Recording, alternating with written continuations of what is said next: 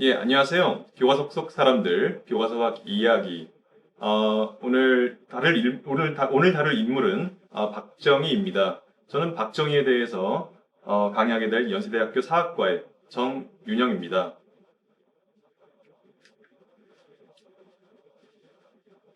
이제 흔히 박정희라고 하면은 교과서 속의 박정희는 1. 경제성장, 그리고 2.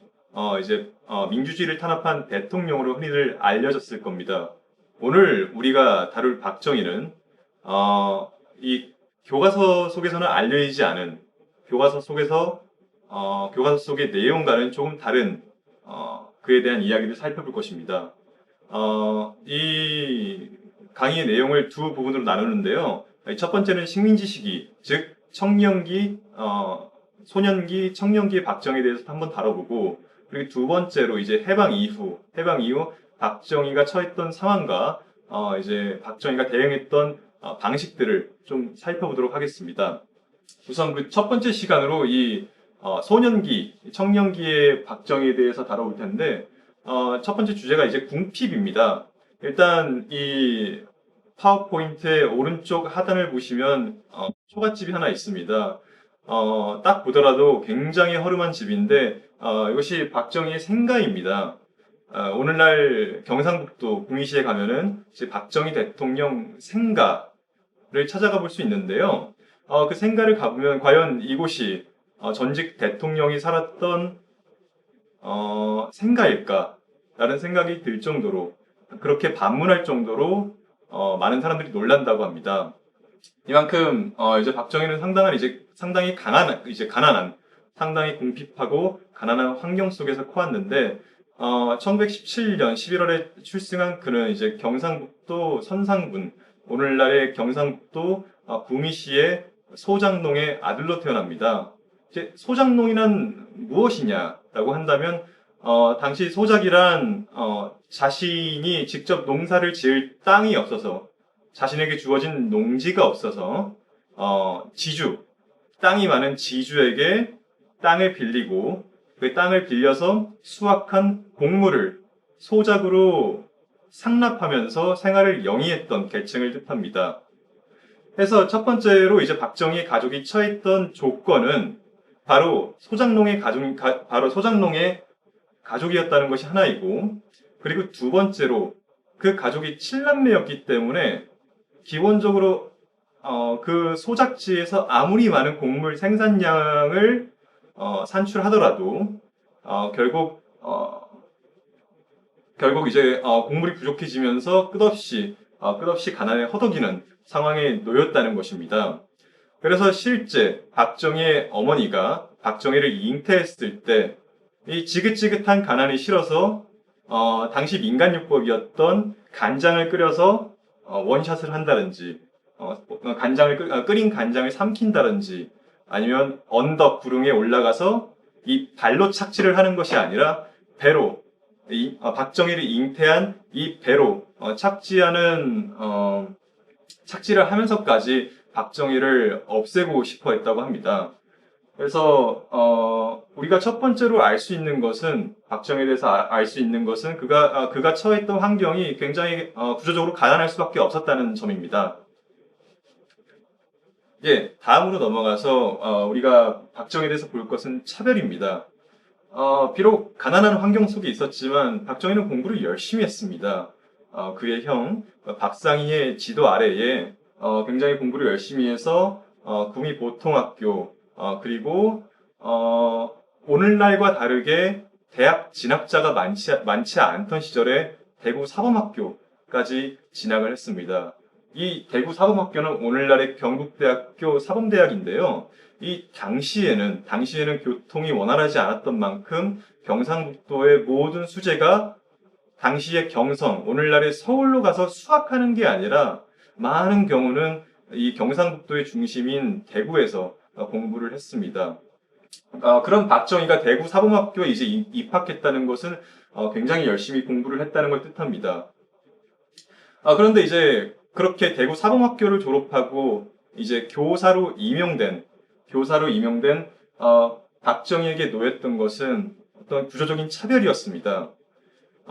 당시 이제 초등학교 교사를 훈도라고 부르고, 이제 중등학교, 그러니까 오늘날의 중학교와 고등학교 교사를 이제 교유라고 부르는데요.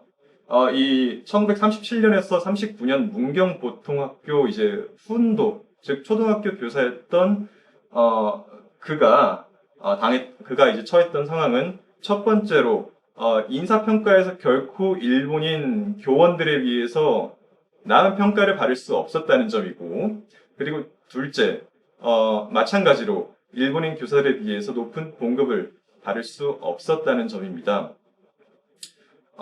그래서 이러한 차별에 불만을 느낄 즈음에 일본인 장학사가 문경보통학교에 시찰을 오게 됩니다. 그러니까 장학사가 학교로 시찰을 온다는 것은 이 학교의 교과 과정이 원활하게 운영되고 있는지, 학교 운영상의 문제는 없는지 이렇게 주기적으로 감독을 하러 오는 것인데, 당시 일본인 교사들이 이 일본인 장학사를 맞이하기 위해서 분주히 움직였던 것과 다르게 이 교사 박정희는 당시 이제 취미 생활을 하고 있었다고 합니다. 그래서 그 모습에 분개했던 일본인 교사들이 박정희를 집단 구타하는 사건이 일어나게 됩니다. 그래서 이제 이 파워포인트의 상단 좌우는 이제 박정희가 졸업했던 국립보통학교의 졸업사진이고요. 이 하단부에 있는 사진은 박정희가 문경보통학교 훈도, 문경 초등학교 교사죠. 그러니까 교사로서 활동할 때의 사진인데, 오늘날 그 박정희에게 지도받았던 제자가 이렇게 제보한 사진이라고 합니다. 넘어가 보겠습니다. 그래서 가난을 이겨내고 교사가 된 박정희. 근데 그렇게 출세를 했음에도 여전히 그런 이제 구조적인 차별이 놓여 있었습니다. 그러니까 이랬을 때 박정희가 할 수 있는 것은 무엇이었을까? 기회를 모색하는 것이었습니다. 이게 박정희는 그 문경보통학교에서의 집단 구타 사건이 있고 나서 만주로 향합니다. 자, 그래서 이제 이렇게 집단 구타를 당한 박정희가 선택할 수 있던 것이 무엇이었을까? 바로 이제 군관에 지원하는 것이었습니다. 군 장교죠. 우리는 이제 파워포인트의 상단 좌편에 있는 신문 기사를 한번 살펴보겠습니다. 일본어를 할 수는 없지만 이게 대략적인 한자를 보면서 이해할 수 있을 텐데요. 일단 상단에 혈서라고 쓰여 있습니다. 그리고 하단에 군관지원이라고 쓰여 있는데요. 당시 혈서를 쓸 만큼 이 충성심을 보인 박정희에 대해서 칭찬하는 만주의 신문 기사입니다. 그렇다면 생각해 봐야 됩니다. 박정희가 어째서 교사를 그만두면서까지 장교가 되고 싶어 했고, 그리고 왜 그 장교가 되는데 굳이 혈서까지 써야 했을까를 말이죠. 박정희는 이제 만주 군관학교에 이제 입학을 한 후에 수석 졸업생으로서 일본 육군사관학교에 편입할 자격이 주어집니다. 그리고 일본 육군사관학교를 졸업하고 나서 만주군 소위로 복무를 하게 되는데요. 그 과정 중에 하나였던 이 혈서, 그리고 군관 지원을 하기 위해서 그가 썼던 편지의 내용을 한번 같이 읽어보겠습니다. 자, 파워포인트의 좌측을 봐주시면 되겠습니다. 일본인으로서 수치스럽지 않을 만큼의 정신과 기백으로 일사봉공의 굳건한 결심입니다. 확실히 하겠습니다. 목숨을 다해 충성을 다할 각오입니다.